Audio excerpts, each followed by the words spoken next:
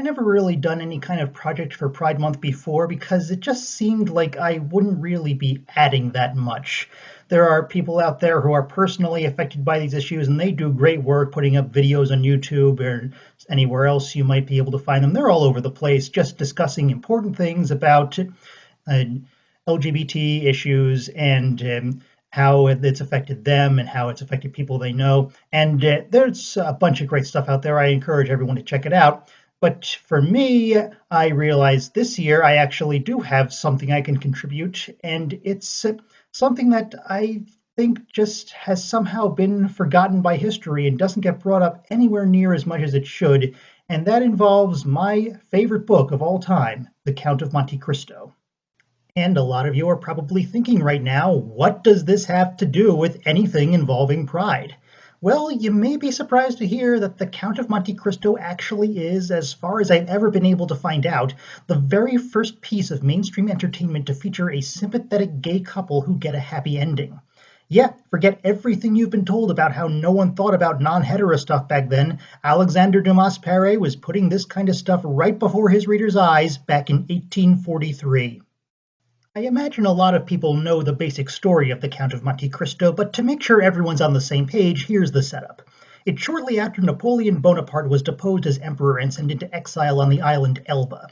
Edmond Dantes is a sailor who's on his way up in the world, about to become captain of his own ship and finally make enough money to marry his childhood sweetheart Mercedes.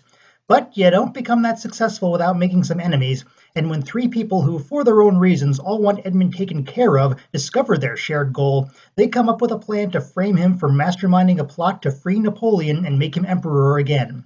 So Edmund is arrested right at his wedding and sentenced to life in the Chateau d'If, basically France's equivalent of Alcatraz. And while he's there, he meets another prisoner who lets him in on an escape plan.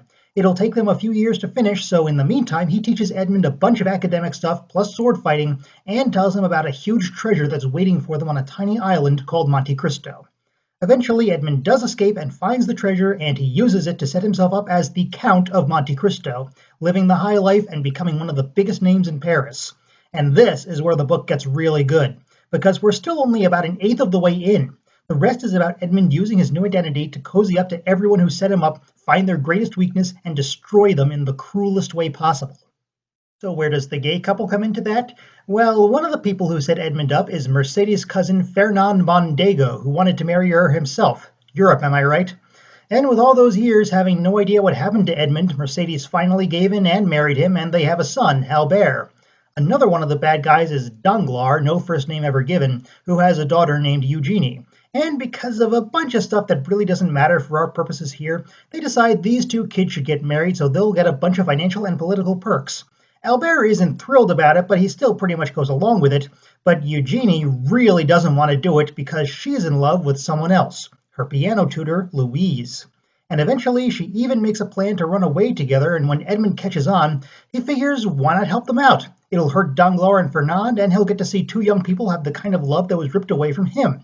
And it works. There's a few tense moments during Eugenie and Louise's escape, but they end up getting it done, and the last we see of them, they're literally riding off into the sunset together.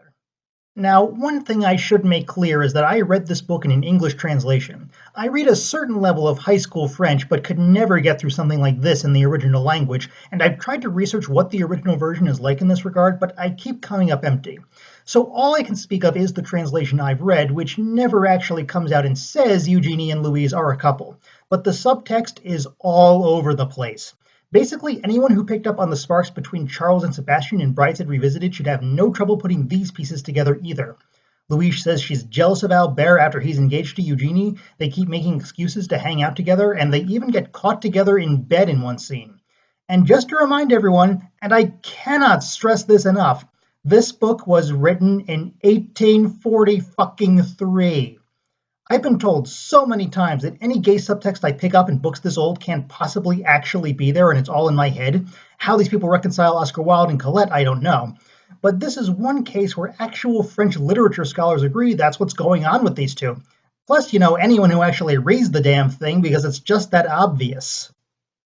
So the question becomes, why isn't this romance better known, even among a lot of the community who've been desperately trying to find stories like this for so long? Well, I'm pretty sure the major culprit is that for some reason it hardly ever makes it into adaptations of the book. There have been a ton of movies and TV shows in the Count of Monte Cristo and even a stage musical, but you'd be hard pressed to find one where Eugenie and Louise even appear, let alone have their relationship acknowledged. Oddly enough, the only one I managed to find that keeps it is a black and white BBC miniseries from 1964. Yeah, I was surprised too. Of course Valentine won't get Monte Cristo. How can you be so sure? Eloise will see to that. She's thoroughly jealous of her. As I am jealous of Albert? That's not a bit the same. Besides, you've no cause.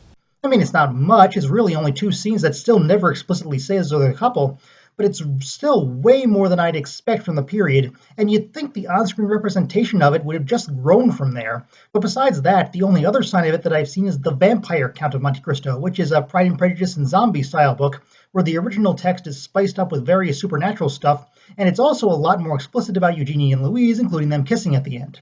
We're actually overdue for another movie adaptation. The last big one was the Jim Caviezel film from 2002, which I have a bit of a soft spot for despite it really just taking the book's framework and telling its own story with it. Hopefully when the next one does come around, they'll finally get their full due. Until then, we still have the original book itself, which I cannot recommend highly enough if you haven't read it.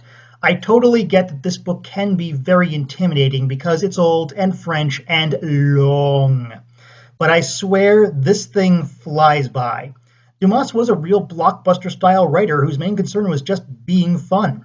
It moves at a great pace, has a lot of hissable villains, so it's a lot of fun to see brought down piece by piece. And as a bonus, you have some genuinely thought-provoking stuff about how far is too far in Edmund getting his revenge, while still never once feeling like Dumas is judging you for wanting to see the bad guys get theirs, which is always the biggest danger when you're writing this kind of story. The best modern-day writer I can compare him to is Ken Follett, who has pretty much the same ratio of doorstopper length that's a lot of fun all the way through. So if you like stuff like Pillars of the Earth or Fall of Giants, give the Count of Monte Cristo a shot. It's a classic for a reason, and it gives me something new every time I go back to it. Plus, entertainment's first ever positive gay couple, so talk about a win-win.